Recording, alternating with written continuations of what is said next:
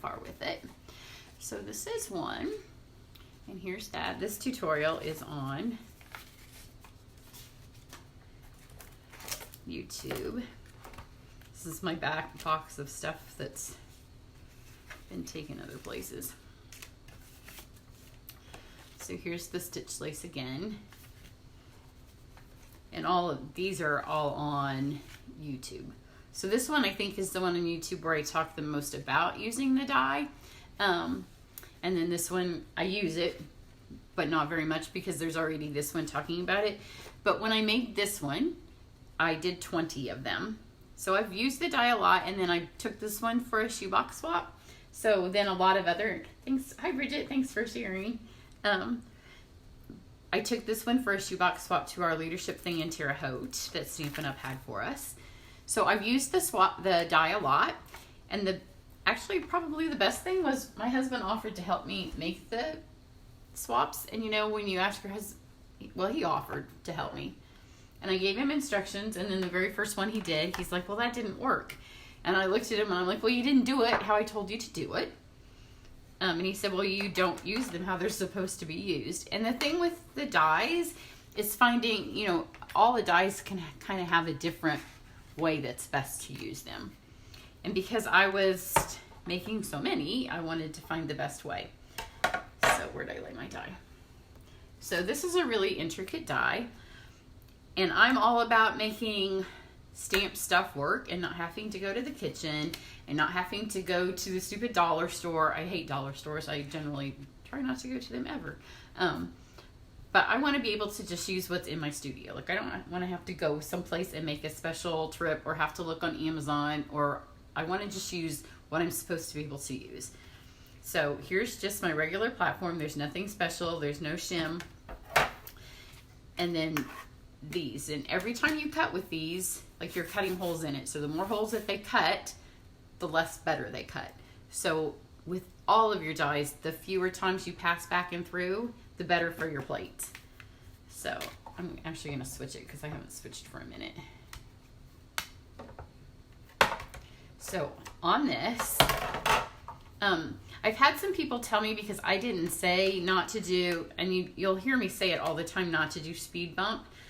And I think the reason it works for me not to do speed bump is because I just tend to lay mine on not straight anyways, because I'm not a perfectionist. So if you're a perfectionist and you like to lay your things on straight, don't.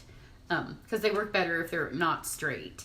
So most of the time you'll notice, and it's just after 15, 18 years, however long we've had this, of laying them on not straight, just from habit, I don't lay them on straight.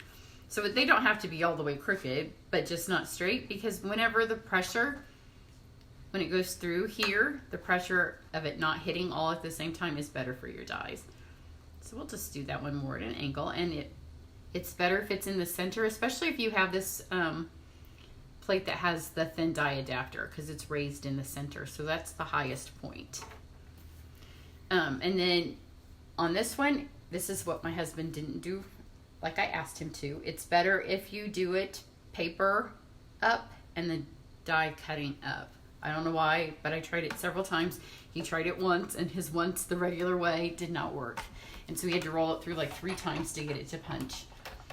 So just roll it once.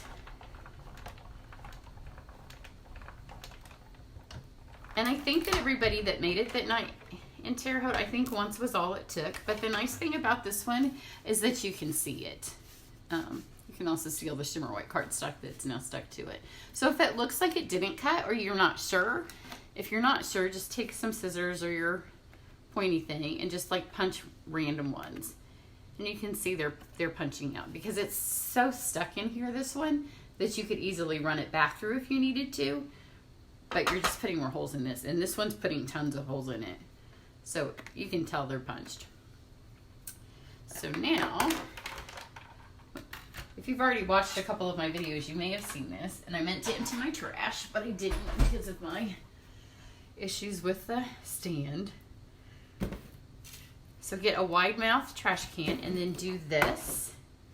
This is the funny part. After my husband, his name's Serge, after he had done a few of these, it makes a mess. It makes a giant mess. And he said, you're not going to let people do this at our house, are you? And I'm like, well, yeah. Because at camp, we have to use it. It works way better to do this in the thing with this, not on the little foamy thing, not to pull it out and then get them out of here, because it's easier to get them out with the stability of the dye.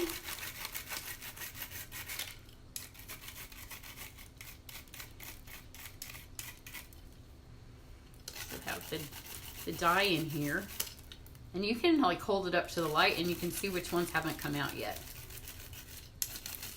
Now this I did need to check, and I'll put it in the comments. It was on low inventory the last time I checked. There will be a new piece in the catalog, but I'm gonna get another one. There's a new piece that goes on the end of the take your pick tool.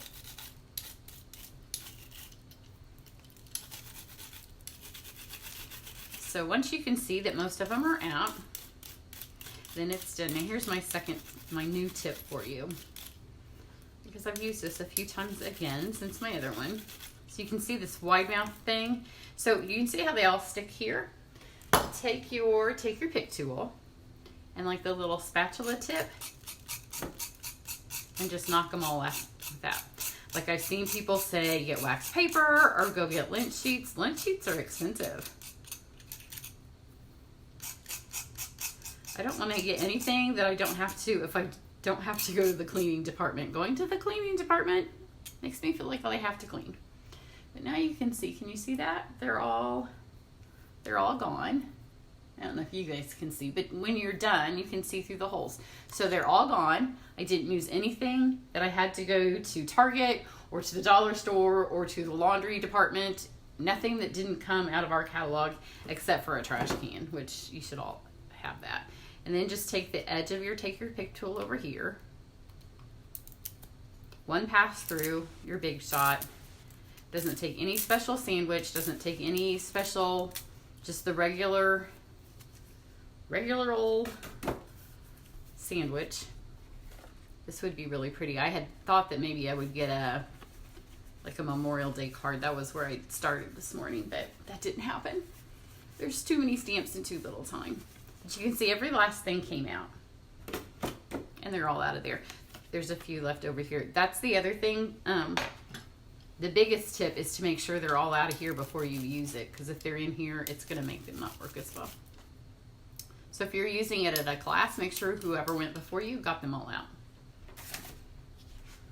So isn't that pretty? How many of you already have this, or how many of you have it as one of the first things on your list? That would be so pretty. Look, some vintage Memorial or 4th of July thing. Sometimes I can't sleep because I just have too many ideas in my head. So that's that. But please, hi Brenda, it is new. It's called the Stitch Lace Die, and it's in the new catalog that will start on June 4th. And it's fabulous. It's absolutely fabulous. It makes the paper, because there's so many holes in it, like it feels like paper lace.